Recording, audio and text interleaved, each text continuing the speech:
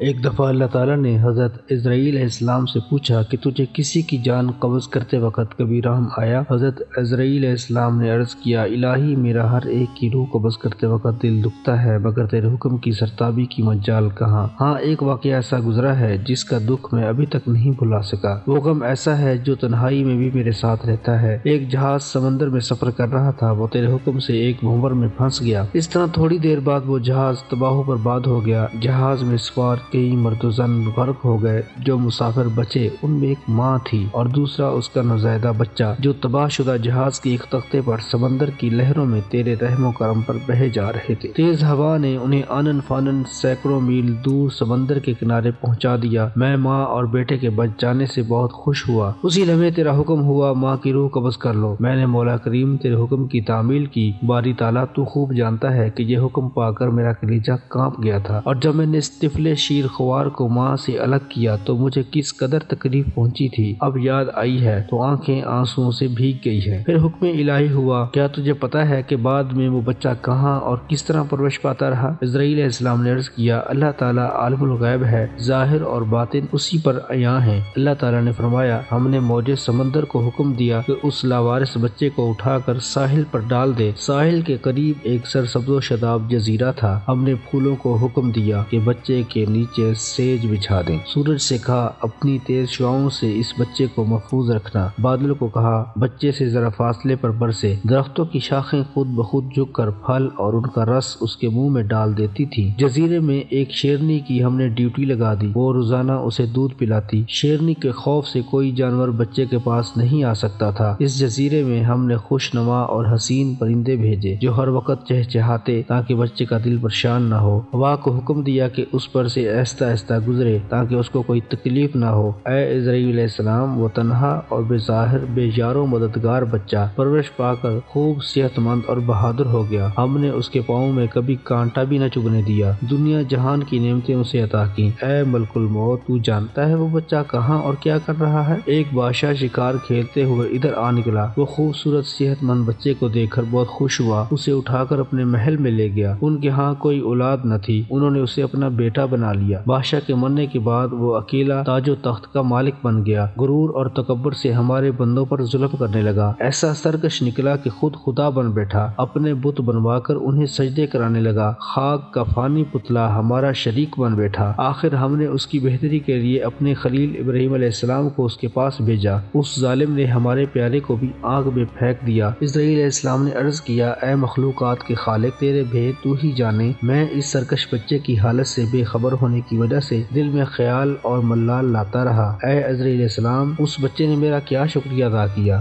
دوسروں کے لیے تو ماں باپ کی پرورش حجاب بن جاتی ہے، مگر اس نالائق نے تو بلا واسطہ اپنی جیب میں بہت سے موتی ہم سے پائے تھے۔ وہ بچہ نمرود بن کر اس وقت ایک بڑے ملک کا بادشاہ ہے، اور اسی نے میرے خلیل حضرت ابراہیم علیہ السلام کو آگ کے الاؤ میں جھونکا ہے، اور اب خدائی کا دعویٰ کر کے لوگوں کو میری راہ سے ہٹاتا ہے اور حکم نہ ماننے والوں کو سخت سزا دیتا ہے۔ اے خدا کے بندے، تو اپنی اصلاح کر لے، زنجیر کتے کی گردن سے مت بحال کر، یعنی نفس کو قید و بند میں رکھ۔ نفس یقیناً ایک خونی درندے کی مانند ہے، اگر یہ احسان فراموش ہو جائے تو مثل نمرود بن جاتا ہے۔